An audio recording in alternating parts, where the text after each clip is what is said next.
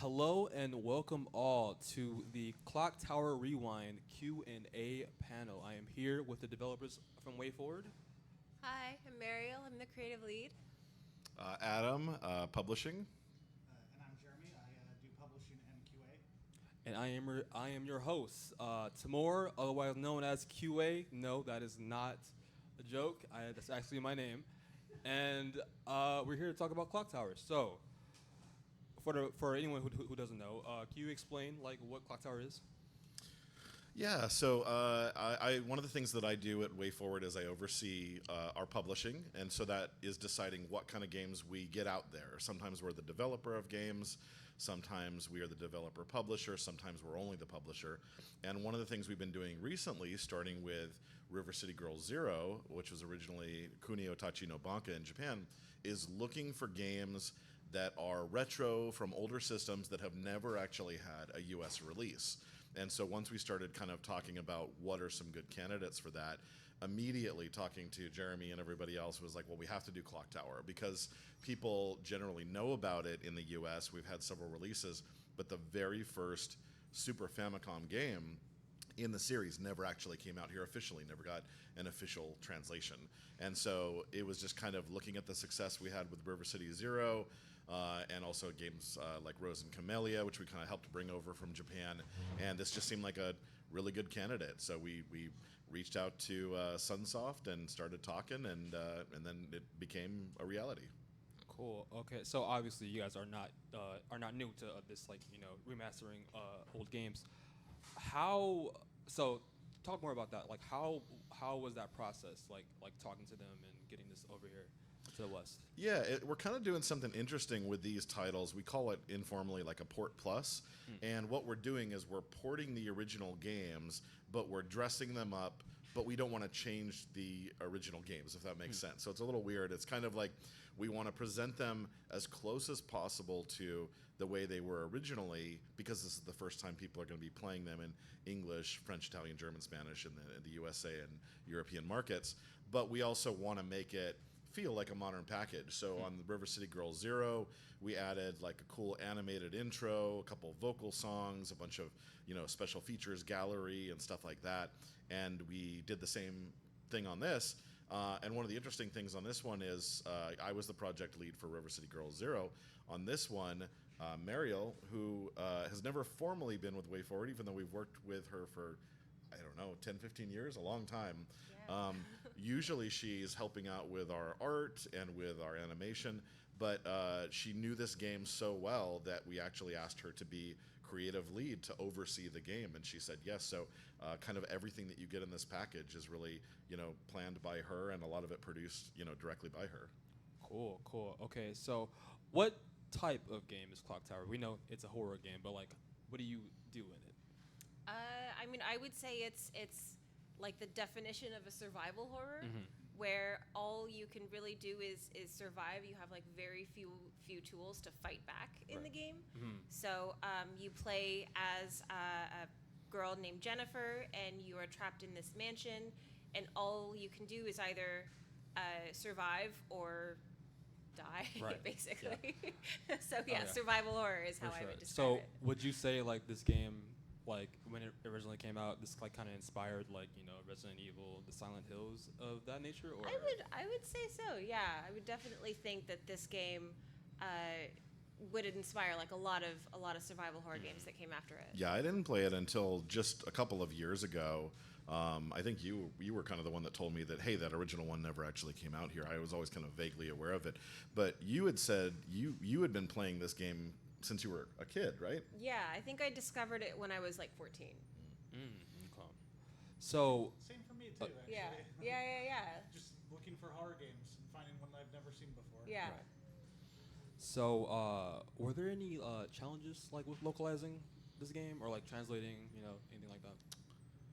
I think the main thing is just to be very careful, because what we want to have a balancing act. We want to put enough cool new features in there and put enough WayForward style in there to be appealing to our fan base and modern gamers, but at the same time we want to be very careful. We don't want to make this feel overly modified. Right. So, definitely, yeah, with the translation, we use often Haruo Shintani is one of our translators. She comes from Japan, and so she'll do translation into English for us. Right. And then after she did that, Mariel and I and Jeremy each did kind of like a light pass, just tweaking phrasing and stuff like that. But Right. yeah, I mean, it's you have to be very careful because we don't want to make it feel like a Shantae game or a modern River City Girls game. That's not the tone of this at all. Right. We want to be as true as possible to And the original project. Respectful. Yeah, got it. Speaking of that, did you actually work with any of the original creators of this game, or? We didn't work with them, but we have a special feature with one of them. Yeah, Right. yeah, we did reach out to the original director of the game, Hifumi Kono.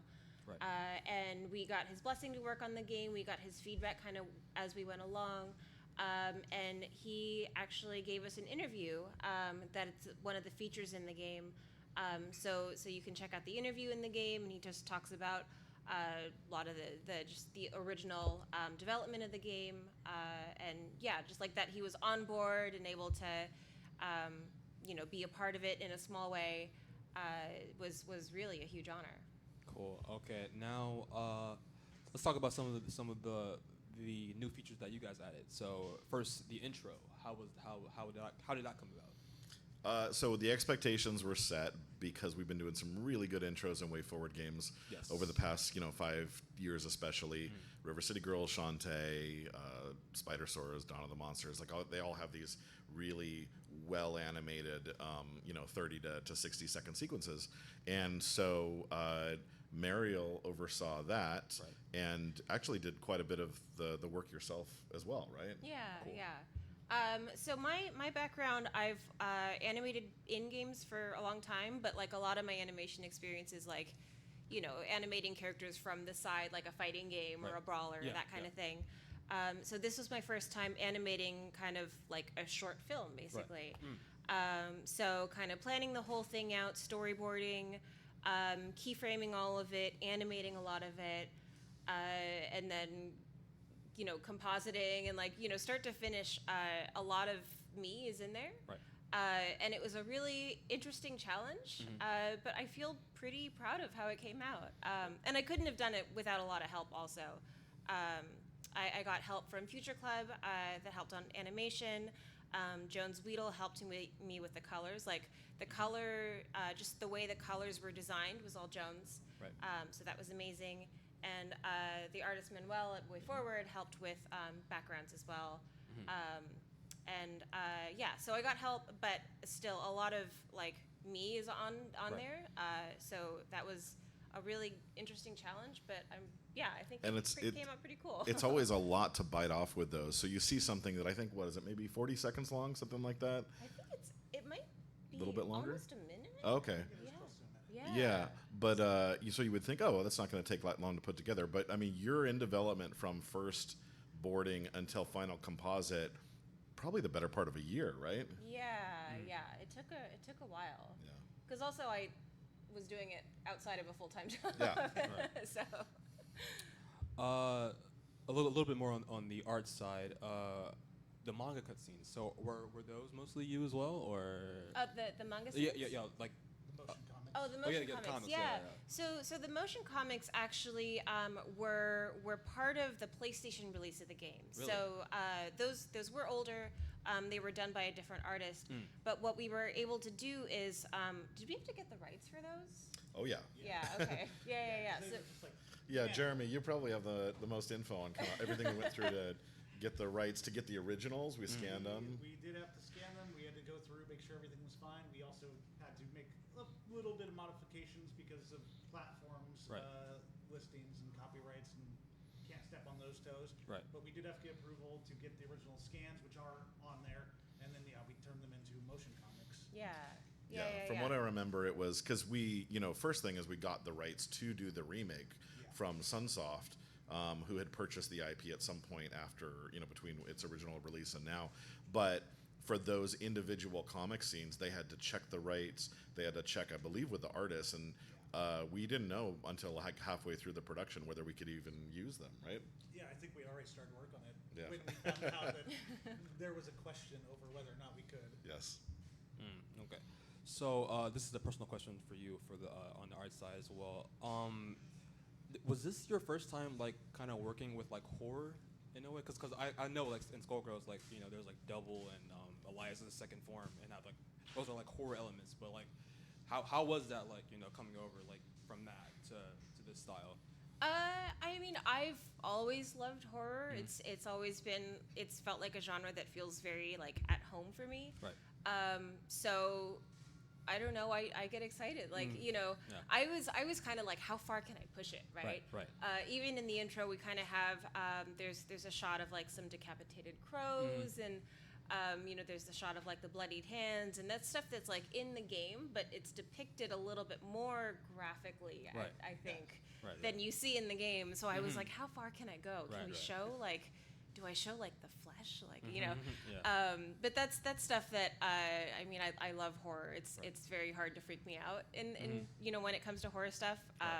So yeah, like And you throw it all at me. I don't get scared. Of You that stuff. specifically like kind of that, and I know you do too, Jeremy. That kind of Dario Argento style of horror, right? Yeah. Like just the Italian giallo genre is something that I particularly love. So.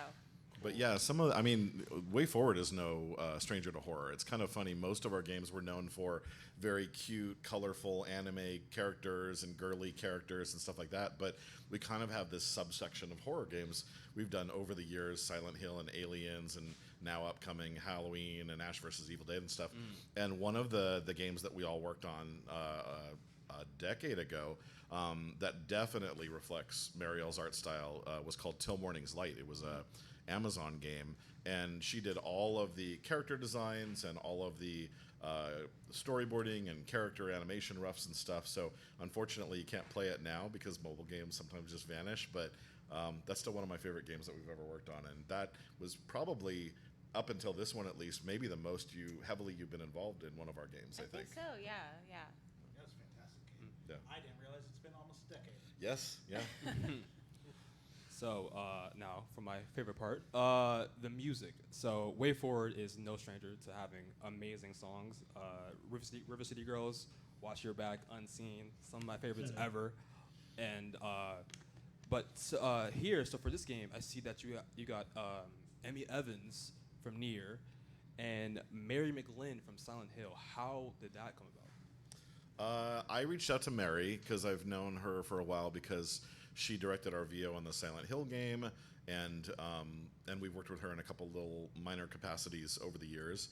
So we had always wanted to get her to do a vocal song. She is the voice of the Silent Hill songs for the most part. Yeah. And, not that we wanted to rip them off, but, there wasn't a vocal song identity for this game yet because it was a retro 16-bit game. So it seemed like it would be a good fit. So, yeah, very happy to get her to do the intro. And I don't know, Emmy, did it come from Dale? Or? I think it came from me. Like we were brainstorming singers for the ending song, and I was like, what about Emmy? I really love I love the music of Nier. I was just throwing out names. I was like, here's a wish list person. Right. And then it turned out Dale had worked with her before and was in touch with her already, and I was just like, I'll just ask Emmy. Cool. And she was down for it because they had a good working relationship, and it worked out. So yeah, that was just a really amazing coincidence that we had that connection. Right. That's awesome. So creating, like you said earlier before, like this was a retro game with no vocals at all. So how was that creating a vocal soundtrack for this game? So we had the amazing Dale North did all of our music on the game. He did the background music for the 2 songs, and then he did the incidental music, I believe, for the little animated cutscenes. We worked with him on a number of projects. He composed kind of the background music, like a first pass of it, of the title song, and then would stub everything out, and then would coordinate with Mary and with Emmy to give them versions of it, and then they would basically record at home. We never met them on this project, and they would give him the stems, the individual recordings, and then he would all mix it together and kind of maybe play with the instruments and stuff after that. But yeah, I mean, a lot of that is just like black box music magic that only Dale knows how to do, and we just said, give us a cool vocal song. And and then this was interesting too, which we don't typically do on our games, but we had a dedicated vocalist that you recommended. Yeah. A friend of mine, her name is Ryoka. She's a lyricist in Japan. She's worked on a lot of songs. She worked on Melting Blood, I think. So French Bread Productions. And so she's able to write lyrics in Japanese and English, and I thought that would just be a really cool opportunity.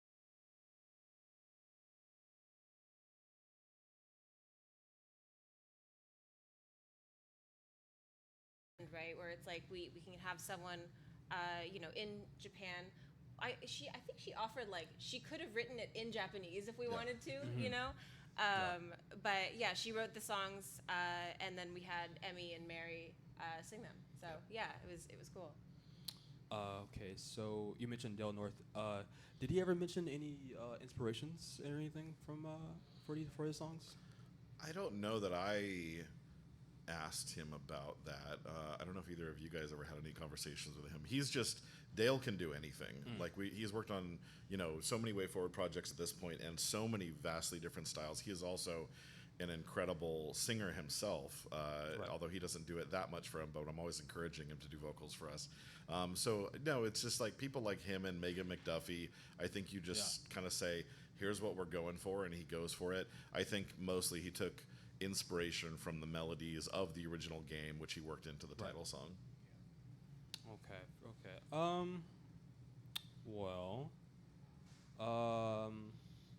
So the last question, and then we'll kick it out to you guys.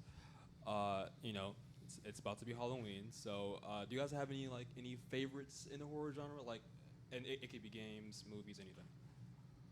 Ooh. Yeah. Like a favorite horror movie or something? Horror movie, game, piece of media, anything. I was asked this yesterday. We did an interview with Megan McDuffie, and the movie that jumped to mind that I love, I don't know if it's my absolute favorite, but it's one of them, is Ready or Not with Samara Weaving. I love that. She mentioned It Follows. I also love that. Oh, yeah. And I would say probably all time is, for me and my son, we both love John Carpenter's The Thing. I was going to say great. The Thing. The Thing is so good. Yeah. I agree. Movie-wise, it's going to be, Brian, kind of bizarre probably in your eyes, because you see me as the horror and bloody and everything. The Monster Squad. Oh. I love the Monster Squad. I've never seen the Monster Squad. I haven't seen it since I was a kid. It's so good. Yeah. It holds up. Okay. I mean, I love Nightmare on Elm Street. I love Silence of the Lambs. Yep. There's a very graphic French movie I like called Inside. Don't look that one up.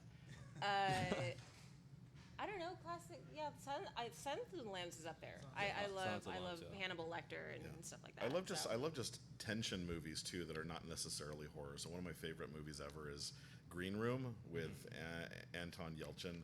So stuff like that where it's just like not specifically a slasher or supernatural creature, but just really tense and gnarly. I like that kind of stuff. What about games? I mean, the one that jumps to mind for me, I love Silent Hill 2, but I think because I'm very character driven, Silent Hill 3 with Heather is always going to be right at the top of my list. Silent Hill 3 was the first one I played, actually. I just rented it from Blockbuster one day. But I mean, I'm a big Resident Evil fan. That will always be my go-to. Resident Evil for me. You've heard of Resident Evil, right? I think I've heard of it once or twice. But Resident Evil 1 and Resident Evil 7 are my favorite. Okay.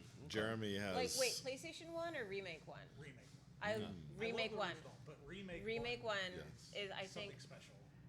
I still feel like you can't beat Remake 1. Yeah. Like, the original one was the first one I played, but just seeing it again in the remake form, it was night and day experience. Yeah. I still feel like nothing looks quite as good as Remake. Yeah. With the pre-rendered backgrounds and everything. I don't know. It just has something special. Remake 1 and 7 are the only two that made me feel kind of claustrophobic and uncomfortable while I was playing it the initial time. Yeah. 7 is gnarly. 7's it definitely took a different direction. For anyone who doesn't know, Jeremy has one of the world's biggest A small Biohazard Resident Evil collections every piece Wow. of merch you That- could ever find. He We has. are now best friends. I love Resident Evil. Yeah. Barely. We get to see a glimpse of it whenever we do video calls. Cool. Yeah, all my meetings are in there. All right. So, do any of you have questions? No, all at once. Come on. Yeah. Was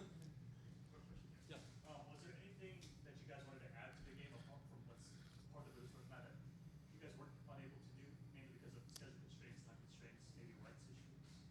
Or were you guys able to accomplish all the goals that you wanted to? I can't think of anything. I mean, at one point we talked about, so initially we were planning that the motion comics, which are a bunch of like little individual scenes, were going to play as you played through the game, so they'd be triggered by the game.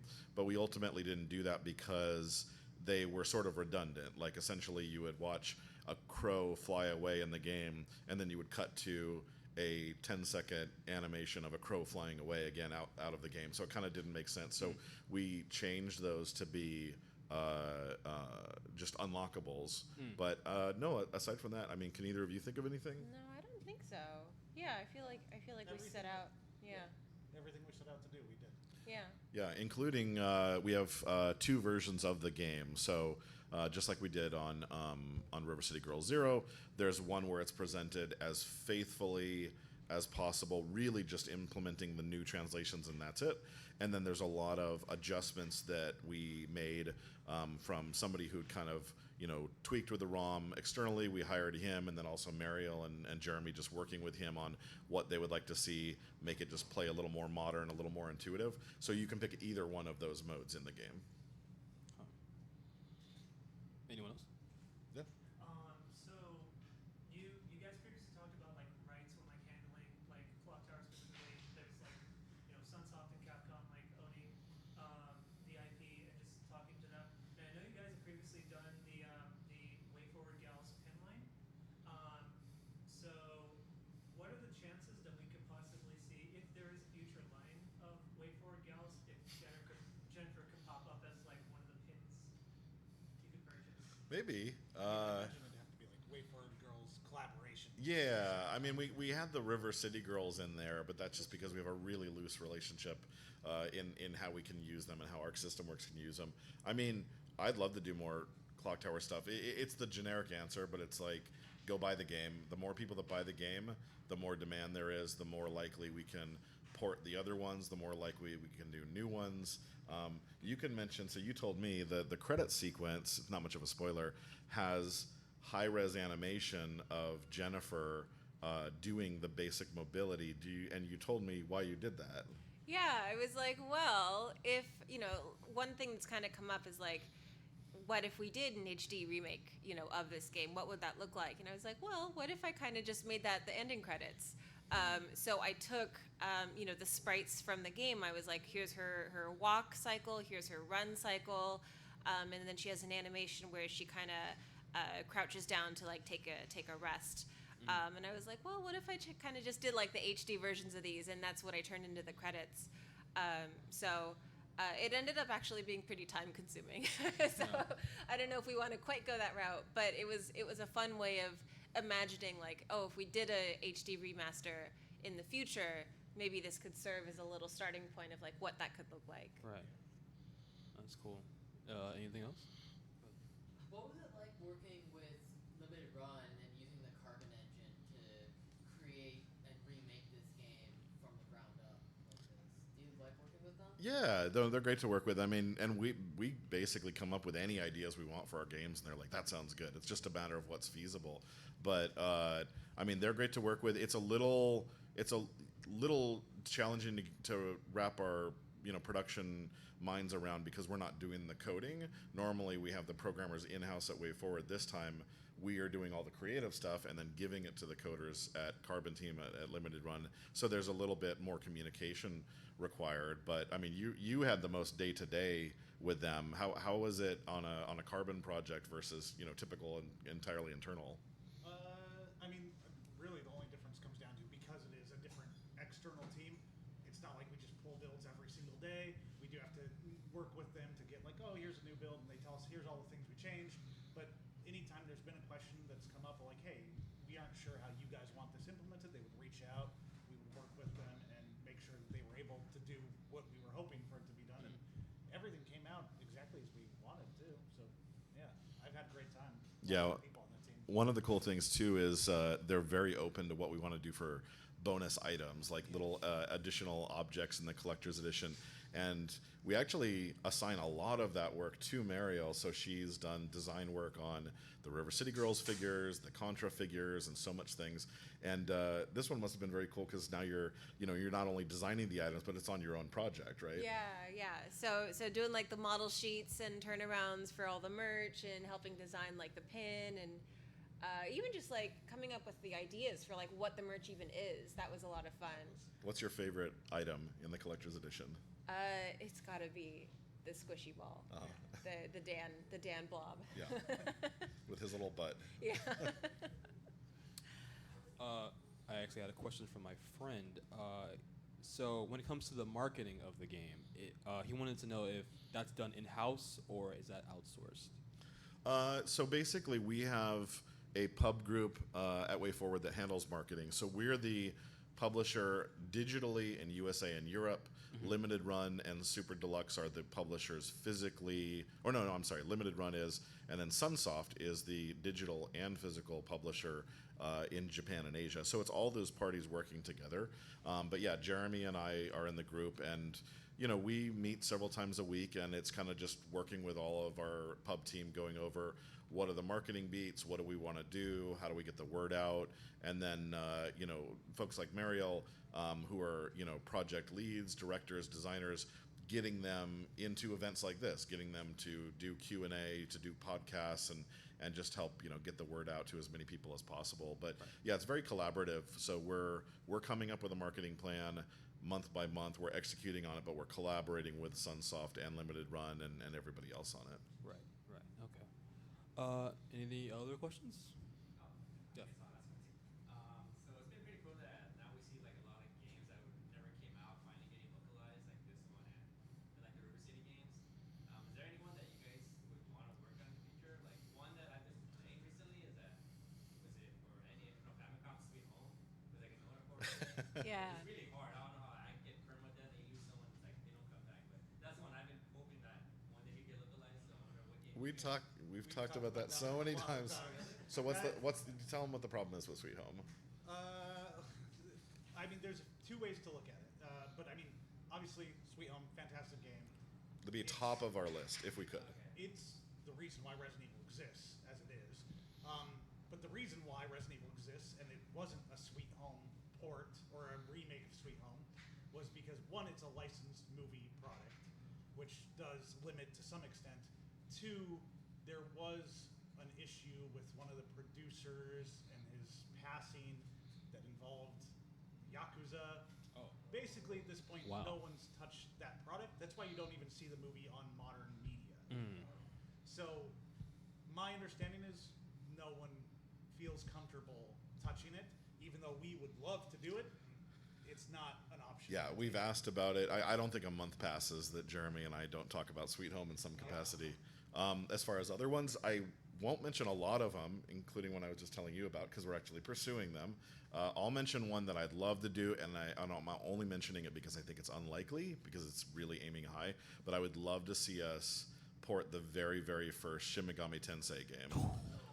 Because what we look for with the Port Plus games is we look for games where people know them, people know the brand, but they have not played that exact game. That was the case for Clock Tower. This exact version in Super Famicom never came over here. So that would be my number one goal, would be the very first Super I think it was Famicom and Super Famicom Shin Megami Tensei. But I think from conversations I've had, that seems a little unlikely. What about you guys? My go-to answer for this is this game Wonder Project J that was for the Super Nintendo. It's a point-and-click game where you kind of like play as a fairy that's helping a little Pinocchio robot boy like learn how to be a little person. It's super, super cute. It has really like cute and like charming animation. And I don't know, it's just like really well done. And not enough people know about it, and I just want people to know about it. It's super cute. And there's a sequel for the N64. It's just called Wonder Project J2. where instead of a boy, it's a girl. It's kind of a similar premise. But yeah, they're super cute games, and they're beautifully animated. So I would love to see that. I mean, honestly, for me, it's less about unreleased. I want us to port the Resident Evil original 1, 2, 3, or Resident Evil Game Boy Color that never came out. What? I never heard of that. Yeah, never Really? came out. Yeah, they came out with one. It was the cruise ship one is the one that came out, right? I'd port that too. Okay. Let's bring out the Resident Evil guy. But many years ago, Capcom was porting the original polygonal Resident Evil 1, I think with added features or something they said too, or at least they claimed, to Game Boy Color, and it got most of the way through development, and somebody later leaked the ROM and stuff. But yeah, Jeremy and I have talked about that a lot as like, oh, maybe we can get our hands on that. Maybe we can port that one. Cool. Okay. Well, if you ever get the SMT port, I pray that Persona 1 and 2 isn't too far behind. Yep. But so one last question from me. It's been a hot topic, in game development and stuff about like remasters and stuff like that, and how not saying any names, but certain games probably don't need a remaster or whatnot. What's your take as an actual game developer? Like, what do you think constitutes the need for a remake or a remaster or anything of that like? I don't know. Either of you guys have an answer? That's a tough one. I mean, my default answer is, I mean, if there's fan outcry, if people want it, I'm not against it. Right. Yeah. Personally, I prefer that, the originals also exist. Right. In some cases they can't. In that case, the remaster being available Right. is the next best thing. Right. In terms of a remake, I'm not against it either. It's a new version for modern audiences to play Right. and enjoy. Yeah, Cool. I'm not really against remakes. I feel like sometimes it feels like they come too soon, where I'm like, Oh yeah. I'm just like, the original's still there. You could just Right. play that. But then at the same time, I'm like, if there's a remake of something and it's not, for you, the original does still exist. Right. It doesn't have to change your relationship with the original game. So Yeah. I don't think there's really anything wrong with it. Yeah, I think, and we have experience. We did DuckTales Remastered, which Right. I think is probably considered one of the better remasters. We've done, reimagining. We just did Yars Rising. We've done Boy and His Blob and so many other titles. But, for this one, I know with this and also with Kunio-Tachi no Banka, the River City Girls Zero before it, since they'd never been played, it felt like we should get the original version out before we start messing with it too much. And Right. so, we could have dove right in. We could have, put a little more money and time into it and done more of a facelift and all new animation and all new assets. But yeah, for me and I think for you as well, Jeremy, and probably you, it's like, nobody's played this version of it. Let's get that version first, Right. and then maybe we can do more with it down the line. Right. I mean, when we did DuckTales Remastered, we originally did want the original on there. Yeah. And through no fault of our own or Capcom, to be clear, we couldn't do that for one reason or another. Thankfully, Disney Afternoon Collection eventually came out, so now people have the ability to play DuckTales Original and DuckTales Remastered. Right. Yeah. Okay. Any other questions? Yeah. Any more questions? Feel free to double up, triple up if you guys got them. Yeah. For the physical release, a la carte disc, or do you expect a day one patch? For the US Yeah. version, there's no expected day one patch. I mean, maybe in the future, if people find weirdness, we'll do an update. But like what you can play out there right now in the front, that's the version that you will get on the card. Okay. Anything else? Yeah, I guess this extends if for the Japanese physical release, is there going to be any patches or anything like that? That one I would expect a patch for, because they are selling it differently. Like, because we partner with Limited Run, they sell theirs with the expectation that you're going to get it a little bit later, obviously. For the Japanese release, it's like, well, no, it has to be out on this day, which means it has to go in production much earlier. So that one, I will say that there's going to be some patch to make it match all the other versions. Right. It's still going to be completely playable, to be clear, but just a little bit of touch up, more polish will be on the update. Gotcha. Okay. Anything else? Will it be like merchandising in the future? Like plush, like a Jessica plush or a I don't know. We haven't really talked about that. I'm sure Sunsoft would be open to it. I mean, they let us do all of the cool bonus for the limited run collector one right now. If you go to Soon Scoops, the ice cream store, you can get. I went. Did you? I did go. Yeah, it What, was really what flavor cute. did you get? I got the Jennifer flavor, Nice. the blueberry cheesecake. It How was was good. it? Yeah? It was good. Yeah. I have to go still, and I have to get. I haven't gone yet. Yeah, I went day one. Nice. So we're doing some promotional stuff, but yeah, as far as merch, I don't know if we really had much of a conversation. I think they would be open to it. I know both of you guys were really wanting to see if it would be possible to license or reappropriate the unused, what was it, the for the promotion that didn't happen. Remember there were items. Oh yeah, the clock tower clock. I mean, thankfully I was told about it and managed to get my hands on that clock. Yeah, tell the too. context on It what was that a thing pop-up was. shop, Uh-huh. in Japan, and it had a bunch of items from Clock Tower 1 and 2, if I remember right. And also, yeah, Ghost had 2. And it was like keychains, an actual Clock Tower clock. I think there Like were two they different ones. manufactured a bunch of goods for this like Yes. clock tower pop-up shop, and then it never happened. It never happened. My understanding is the company that was doing the manufacturing of the products ended up going under. Yeah. So they didn't have enough. It never happened. A few of them have leaked online. I got a clock. You have a clock. Certain other ones I have heard Sunsoft has given off to guests. I may have gotten my hands on a few of them through a guest. But I would love to see them actually come out or more made. Yeah.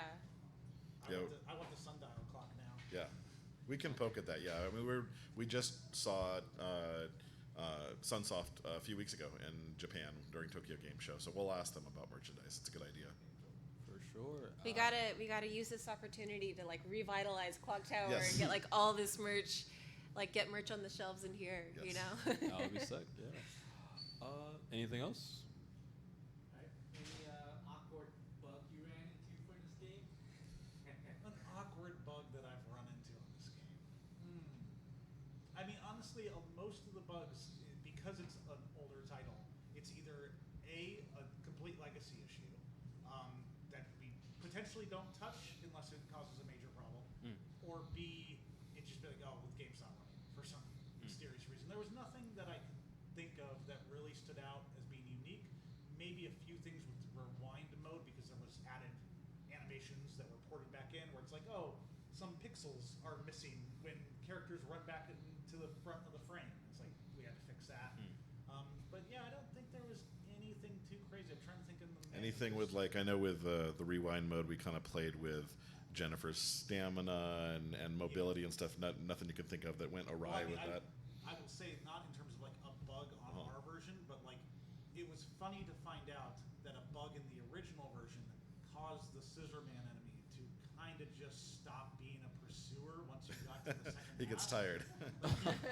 Unless you triggered him from a set trigger spot, he just wouldn't appear. Whereas now, if you play the rewind version, you can just chill out somewhere and he'll just eventually walk in on you because like you've been free for too long. We have the same thing. I don't remember specifics. Maybe you do, but we had the same thing on River City Girls 0. So yeah, some of the more interesting bugs are like 30-year-old bugs, and then you have to decide: do we fix it because this is clearly a bug, or is this now part of its identity and you leave it? Right. Yeah. And unfortunately, in some cases, River City 0, there's some stuff that we can't do Yeah. anything about. I mean, do not fight the boss on the school as Misako. Please, Yeah. don't do that. That's right. Yeah. Wow. It was like a game crash, It right? just like the dialogue just doesn't advance. Yeah. And you're just sitting there as the ground is shaking. Yeah. And we looked into it. It was original legacy bug that always was there, and we really don't have access to source code, Yeah. so there was little we could do to fix that. Yeah, with both of these games, we're not actually getting the source code. Usually, because even when we're licensing it, they usually don't even have the source code available because it just wasn't kept. So we have an incredible programmer / musician we work with, Maddie Lim, and Maddie will basically just take the digital equivalent of a spoon and just start hollowing out areas of the ROM and putting in the translations and tweaking little things, and also Joe at Carbon Team. So it's always very limited in what we can pull off. Really? Oh, actually, you know what? I do have one bug. Yeah. Specific to this game, because we did have to go in and hack in the all the new localization. We found out as we were playing it that we do have to keep the same amount of lines. And if you don't, some weirdness happens. For instance, a character might run up to strangle you, except she she's standing over here and you're standing over here and she's just doing nothing. Like, oh, that's weird. Wow. That was strange. That's funny. Yeah. Wow. So okay, so you mentioned that you don't have access to the source code. So everything, like the sprites, the backgrounds, that's all built from the ground up. No. So we're using the ROMs. So Oh, basically, okay. we take the ROM. We also, for all the projects that we do with Limited Run and Carbon Team, we don't take a ROM because we don't trust that somebody who dumped a ROM 10 years right, ago right. didn't put their little initials in it or whatever. So the we're original. buying the cart. Okay. We're doing a clean rip from it, and then from that ROM, then we have some programming that we're doing around the game, which is mostly like the menus and the intro and Right. and the rewind feature and stuff like that. And then we have Maddie going in and basically changing the languages and also trying to do any little tweaks that we have within the game if we need to do them as well. Okay. Oh, well, let's talk about that actually. We never talked about it. The new features you added, like gameplay features, like the rewind thing. Yeah. What's that about? You guys know it more than I do. Well, all right. So I will say the actual ability to rewind. That's more of a carbon. This happy coincidence because we came up with the Clock Tower rewind name without intending for a rewind function. Really? Right. But Wow. Carbon Team's engine did that, so it's like, oh, that's a happy coincidence. Wow, that's So cool. I mean, both original mode and rewind mode have the ability to rewind. The rewind mode itself, it's a lot more. I mean, there's legacy fixes like the Scissor Man actually pursuing you further. Right. And there's function or features that were put in like later ports. Some of them were originally envisioned for the original, never made it in. Some of them were envisioned for the PlayStation port, never even made it into that. Right. Some of those all got re-enabled and brought back in and like backported into this. And let's talk about some of those specifically. So like Yeah. some of these are rooms, some of these are content and images. What are some of the stuff that are from the PlayStation version or never came in the Super Famicom version that are in this one? Like for instance, very early on, most people will encounter a very annoying parrot. And if you go and interact with that parrot, it'll be a close-up shot of the parrot in the cage. A lot of those close-up shots didn't exist on the Super Famicom version. They were added on the PlayStation port. Right. So we got all those back in. There is like a new like room that you can hide in the second part of the mansion. Right. That in the original game, just a locked door. Like you couldn't even interact with it. Okay. There are a few enemy encounters that are hidden in there. There's also something cool that was added very, very late that's completely separate that you found, That I found. the demo. Okay, I wasn't Yeah. sure if that's what you meant. Yeah, thanks to our friends at Team Cuts, preservationists for Clock Tower and Clock Tower, all the games. They got their hands on a demo of the original game for like Super Famicom that was in stores. Wow. And it's just like 3 rooms that you could go and sample. But we thought, what an awesome extra feature to Right. be able to include in this. That's so cool. it's on there too. And then as far as in the product in general, it's got a new anime intro that we talked about a lot. It's got the 2 new vocal songs. It's got the original manga sequences, which were from a strategy guide and the collector's edition of PlayStation in Japan. Really? We animated those. We added full VO, full music, full sound effect. You unlock those as you go through the game. We have a jukebox where you can listen to all the music, both old and new. We have an image gallery where you can look at the package and the guides and all that kind of stuff. And am I missing anything? That might be it. I think that's it. I think Yeah. that's it. Okay. Any more questions? Out of all the games you've worked on, what is your favorite one that you've worked on? Do you have one? That's difficult for me. Uh, On term, no, Oh. it's difficult. Mine is either the last game I directed before I just transitioned completely into publishing was River City Girls 1. So I really like that. But I also really like a really dumb, weird game that we did called Cat Girl Without Salad. One of the lowest budget, quickest games I've ever worked on, but very fun. So probably one of those 2. Okay. This might be up there. I feel like this was such a new experience for me. Just like I was able to work on so many different areas that I hadn't worked on before. Just like overseeing merge, helping with translation, the entire, anime intro. So it was just like I really got to flex what I was able to do and learn a lot. So that was super fun. So yeah, I feel like this is up there. I think for me, this one's going to be at the top. I mean, other than just the horror elements of it, and I like horror games, being able to work on a legacy tile like this with everyone that I'm working with it, Yeah. and being able to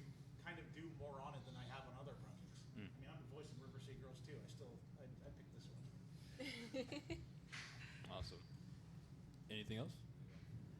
So creating an animated intro, which phenomenal by the way. You know, specifically you like Mariel, just picking like aspects from the game and just kind of like adapting them into this animated intro. I wanted to ask all of you guys, what is like your favorite like shot or like favorite moment from the animated intro that you have? If you had to just pick one, because like some aspects like particular rooms are just like previously sprites, and you had to like HDify them for this intro. And I also see like some references from like the comics for the PS1 port. Do you guys have any like favorite shots, favorite moments, favorite scenes? Like even like for you like working on it directly, like do you have a favorite?